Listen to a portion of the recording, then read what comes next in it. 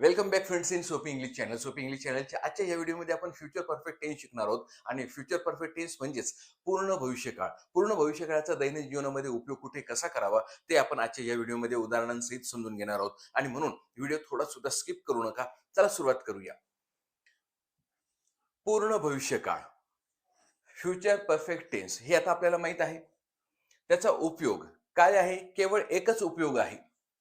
भविष्यात एका विशिष्ट वेळेला किंवा विशिष्ट वेळेपर्यंत एखादी क्रिया पूर्ण झालेली असेल असे सांगण्यासाठी पूर्ण भविष्यकाळाचा उपयोग करतात. आता इथे कोणत्या शब्दांकडे जास्त लक्ष देण्याची गरज आहे? सर्वात प्रथम तर भविष्यकाळाशी संबंधित बोलतो आहोत म्हणून भविष्यकाळ असला पाहिजे. म्हणजे भविष्यकाळात विशिष्ट वेळेला किंवा विशिष्ट वेळेपर्यंत, विशिष्ट वेळेला किंवा विशिष्ट वेळेपर्यंत एखादी क्रिया पूर्ण झालेली असेल असं सांगायचं असेल तर आपण पूर्ण भविष्यकाळाचा उपयोग करतो. आता आपला हा फेब्रुवारी महिना चालू आहे आणि फेब्रुवारी महिन्यात आता साहजिकच 12वीचे आणि 10वीचे परीक्षा सुरू होतील. आता बारकाईने बघा, जर मी असं म्हटलं तर मार्च महिन्याच्या अखेरपर्यंत 10वीची परीक्षा झालेली असेल. आता बघा इथे आपण काय सांगितलं, आता हा फेब्रुवारी महिना चालू आहे. आपण मार्च महिन्याची गोष्ट करत आहोत म्हणजे भविष्यकाळाची गोष्ट करत आहोत. आणि विशिष्ट वेळेपर्यंत किंवा विशिष्ट वेळेला. आता विशिष्ट वेळेपर्यंत म्हणजेच काय? मार्च महिन्याच्या अखेरपर्यंत 10वीची परीक्षा झालेली असेल. मार्च महिन्याच्या अखेरपर्यंत विशिष्ट वेळेपर्यंत एखादी क्रिया पूर्ण झालेली असेल. म्हणजेच आपण अशी क्रिया सांगण्यासाठी पूर्ण भविष्यकाळाचा उपयोग करतो. हो की नाही? म्हणजे जर असं म्हटलं तर 1 मे रोजी त्यांनी आपला निकाल जाहीर केलेला असेल. 1 मे रोजी म्हणजे विशिष्ट वेळेला, भविष्यात एका विशिष्ट वेळेला त्यांनी आपला निकाल जाहीर केलेला असेल. म्हणजे जाहीर करण्याची क्रिया पूर्ण झालेली असेल. मार्चच्या अखेरपर्यंत 10वीची परीक्षा पूर्ण झालेली असेल. म्हणजे परीक्षा पूर्ण होण्याची क्रिया पूर्ण झालेली असेल. म्हणजे अशा ज्या काही क्रिया आहेत, या क्रिया सांगण्यासाठी आपण पूर्ण भविष्यकाळाचा उपयोग करतो. आता जर ओळखण्याची पद्धत, आता हा काळ कसा ओळखायचा? ले ला किंवा केवळ ला, ले ली किंवा केवळ ली, ले ले किंवा केवळ ले आणि ले लो किंवा केवळ लो. म्हणजे ले ला, ले ली, ले ले आणि ले लो यांच्या बरोबर काय असलं पाहिजे? असेल, असू, असशील, असतील इत्यादी शब्दसमूह आले पाहिजे. नकारार्थीमध्ये सेम तसंच आहे. वरचे जे गट आहेत तेच गट असतील, फक्त असेलच्या ऐवजी नसेल, नसू, नसाल, नसशील, नसतील. म्हणजे होकारार्थी आणि नकारार्थी ओळखण्याची पद्धत जवळजवळ सारखीच आहे. फक्त इथं होकारार्थीमध्ये असेल तर इथं नसेल एवढंच असणार आहे. म्हणजे आता हा एवढा एकच उपयोग आहे आणि साहजिकच आहे, याच्याशी संबंधित आपल्याला उदाहरणं बघायची. तर बघूया आपण या उदाहरणांच्या साहाय्याने पूर्ण भविष्यकाळ कसा आपण दैनंदिन जीवनामध्ये उपयोगात आणू शकतो. मित्रांनो, उपयोग समजून झाल्यानंतर त्या उपयोगाचा दैनंदिन जीवनामध्ये उपयोग कसा करायचा ते उदाहरणाच्या साहाय्याने बघूया. आपण इथे होकारार्थी रचना घेतलेली आहे. होकारार्थी रचनेमध्ये आपल्याला काय दिसत आहे? कर्ता, शाल विल, हॅव, क्रियापदाचे तिसरे रूप, कर्म आणि इतर शब्द. आणि नकारार्थीमध्ये काय आहे? केवळ नॉट एक्स्ट्रा आलेला आहे. आणि बाकी ॲज इट इज सूत्र जसं आहे तसंच आपल्याला वापरायचं आहे. आता मी नेहमी सांगतो की जेवढे आपण 12 काळ शिकणार आहोत आणि शिकत आहोत, हा आपला जवळपास 11वा काळ चालू आहे. आणि आजच आपण 12वा काळ सुद्धा संपवून घेणार आहोत. म्हणजे जेणेकरून 12 काळांचा आपला बेसिक पूर्ण झालेला असेल. तर आपण या अगोदर असं प्रत्येक वेळेस सांगितलेलं आहे की या संपूर्ण 12 काळांमध्ये म्हणजे 12 उपकाळांमध्ये 4च घटक आहेत. कोणते? कर्ता, क्रियापद, कर्म आणि इतर शब्द. आणि क्रियापदाचं रूप बदललं की काळ बदलतो. क्रियापदाचं रूप बदललं की काळ बदलतो. आणि हे आपण नेहमी सांगत आलो आहोत. आता इथे आपल्याला बघा, कर्ता शाल विल. आता शाल विल 2 आहे. दोघांपैकी आपण शाल किंवा विल, शाल आपण आय आणि वीच्या पुढे वापरतो, परंतु आता मॉडर्न इंग्लिशमध्ये सर्रास सर्वांच्या पुढे आपण विल वापरतो. हॅव एकटाच आहे, तो आपल्याला घ्यावाच लागेल. आणि क्रियापदाचे तिसरूप. तर याच्यामध्ये क्रियापदामध्ये हा असा बदल आपल्याला पाहायला मिळतो. आता बघूया इथं, त्यांनी मे अखेरपर्यंत तो उड्डाण पूल बांधलेला असेल. बघा इथे आपण काय करत आहोत, भविष्यातल्या एका विशिष्ट वेळेपर्यंतची गोष्ट सांगत आहोत. म्हणजे मे अखेरपर्यंत म्हणजे भविष्यातल्या मे अखेरपर्यंत तो उड्डाण पूल बांधलेला असेल म्हणजे तो बांधून पूर्ण झालेला असेल. आणि तो बांधलेला असेल म्हणजे कोणी बांधलेला असेल, त्यांनी. म्हणजे बांधण्याची क्रिया कोणी केली असेल, त्यांनी. म्हणजे आपल्याला कर्ता सापडला त्यांनी, म्हणजेच दे. शाल विल पैकी देच्या पुढे विल लागतो. आता दे विल हॅव एकटाच आहे म्हणून तो आपल्याला घ्यावाच लागेल. Have, they will have. क्रियापदाचं तिसरूप लिहायचंय. आता क्रियापदाचं तिसरूप म्हणजे बांधणे. बांधण्यासाठी बिल्ड आणि त्याचं तिसरूप काय आहे, बिल्ड. BUILT. तर दे विल हॅव बिल्ड. करता क्रियापद झाला की छोटासा अर्थ तयार होतो. काय अर्थ तयार झाला, दे विल हॅव बिल्ड, त्यांनी बांधलेला असेल. आता आपल्याला कर्म शोधायचं आहे. कर्म आपण कसं शोधतो, काय आणि कोणाला असा प्रश्न विचारून. त्यांनी बांधलेला असेल. काय बांधलेला असेल, तो उड्डाण पूल. म्हणजेच आपल्याला कर्म सापडलं आणि मग कर्म सापडल्यानंतर आपण क्रियापदाच्या तिसऱ्या रूपानंतर ते लिहून घेणार. तो उड्डाण पूल म्हणजे विशिष्ट द फ्लाय ओव्हर.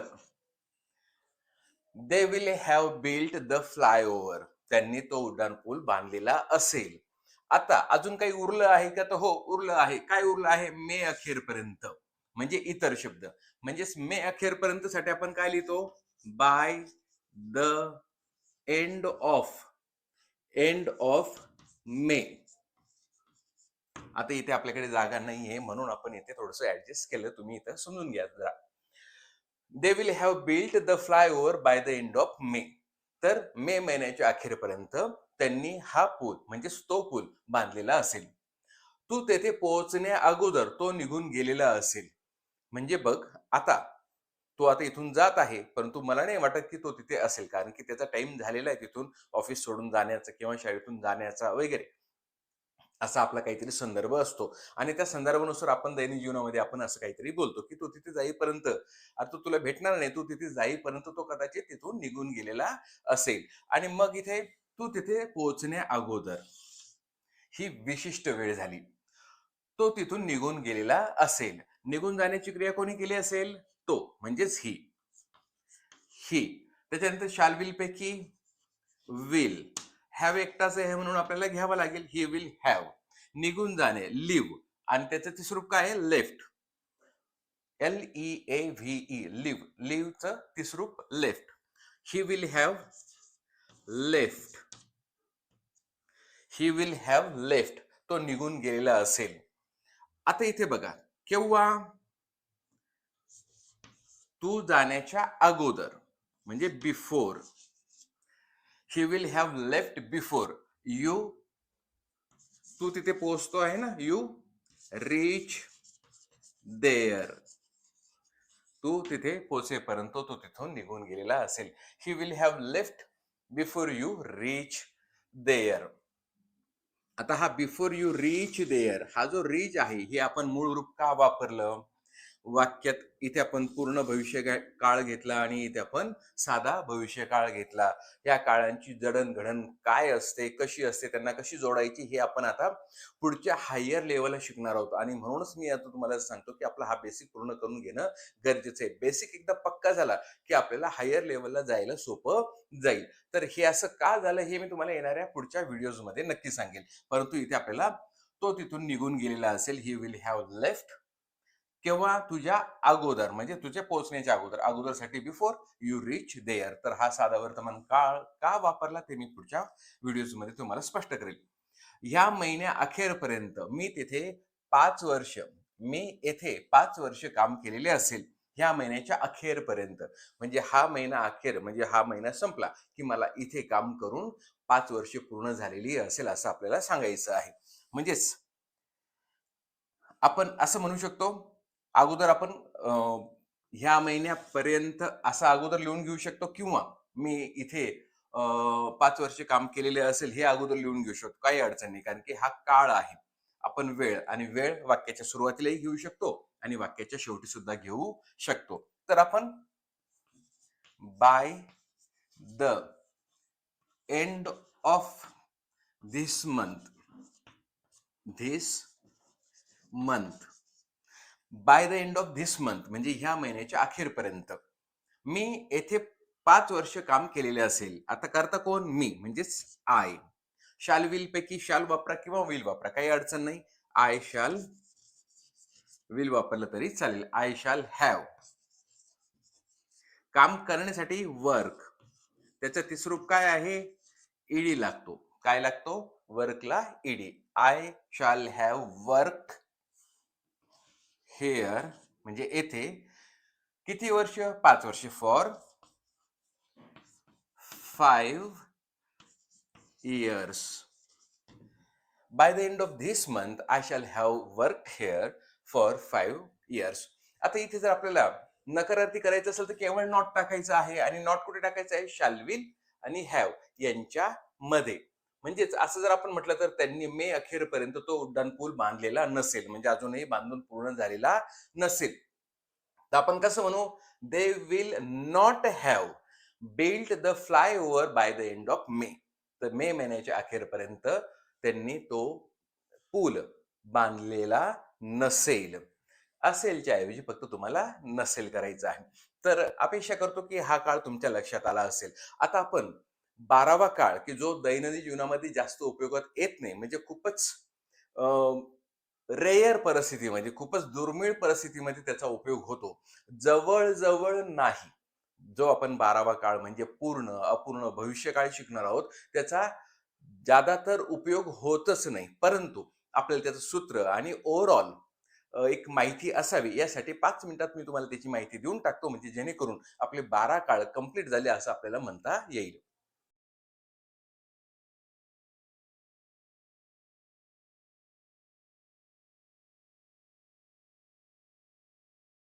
तर मित्रांनो, पूर्ण अपूर्ण भविष्यकाळाचा दैनंदिन जीवनामध्ये जास्त उपयोग होत नाही, हे अगोदर मी तुम्हाला सांगितलं आहे. परंतु आपण तो इथे का शिकवून घेत आहोत? तर पूर्ण अपूर्ण भविष्यकाळाचं होकारार्थी सूत्र आणि नकारार्थी सूत्र काय असतं हे आपल्या विद्यार्थ्यांना माहिती असायला हवं. म्हणजे दैनंदिन जीवनात आपल्याला स्पोकन इंग्लिशसाठी त्याचा जास्त उपयोग होणार नाहीये. परंतु जे विद्यार्थी 10वीला किंवा 12वीला असतील, त्यांना परीक्षेत जर आयडेंटिफाय द टेन्स म्हणजे काळ ओळखा, किंवा change the sentence into dash dash tense म्हणजे दुसऱ्या कोणत्या तरी काळामध्ये, म्हणजे दुसऱ्या काळात बदला. तर असं जर एखादा प्रश्न येतो, म्हणजे परीक्षेमध्ये जनरली 10वीच्या विद्यार्थ्यांना येतो, आणि तो त्यांना माहीत असावा यासाठी आपण इथे त्यांना हे सूत्र देत आहोत. नाहीतर मग इतर वेळेस याचा काही जास्त उपयोग नाहीये. बघूया. फ्युचर परफेक्ट कंटिन्युअस टेन्स, पूर्ण अपूर्ण भविष्यकाळ. उपयोग काय आहे? भविष्यात संपणाऱ्या कालावधीत, भविष्यात एखादा कालावधी संपणार आहे, त्या कालावधीत एखादी क्रिया चालू असेल, एखादी क्रिया भविष्यात संपणाऱ्या कालावधीमध्ये चालू असेल असं सांगण्यासाठी पूर्ण अपूर्ण भविष्यकाळाचा उपयोग करतात. आता ओळखण्याची पद्धत काय आहे, की ह्या काळात ज्यादा तर यूज होतच नाही, परंतु जर आलं तर काय होतं? पर्यंत आणि पासून या शब्दांची जडणघडण आपल्याला तिथे पाहायला मिळते. आणि त अधिक असेल, असू, असाल, असशील, असतील असं आपल्याला पाहायला मिळतं. होकारार्थी रचना काय आहे? कर्ता, शाल विल, हॅव, बीन, क्रियापदाला आयएनजी, कर्म आणि इतर शब्द. आणि नकारार्थीमध्ये सेम ॲज इट इज आहे, फक्त नॉट. शाल विलच्या नंतर नॉट आणि बाकी सूत्र जसं आहे तसंच. आता इथे एक उदाहरण घेतलं आहे, खूप काही जास्त घेतलेलं नाही आपण. We shall have been living in Mumbai for 20 years next June. तर पुढच्या जून महिन्यापर्यंत आम्ही मुंबईत 20 वर्षापासून राहत आलेलो असू. अशा प्रकारे आपण खूप क्वचित बोलतो. तर असं काही सांगायचं असलं तर आपण पूर्ण अपूर्ण भविष्यकाळाचा उपयोग करतो. तर अपेक्षा करतो की तुम्हाला आजचा हा व्हिडिओ तुम्हाला समजला असेल, आणि आपले साधा वर्तमान काळापासून तर पूर्ण अपूर्ण भविष्यकाळापर्यंतचे सर्व 12 उपकाळ पूर्ण झालेले आहे, आणि बेसिक जवळजवळ पूर्ण झाल्यासारखं आपण म्हणू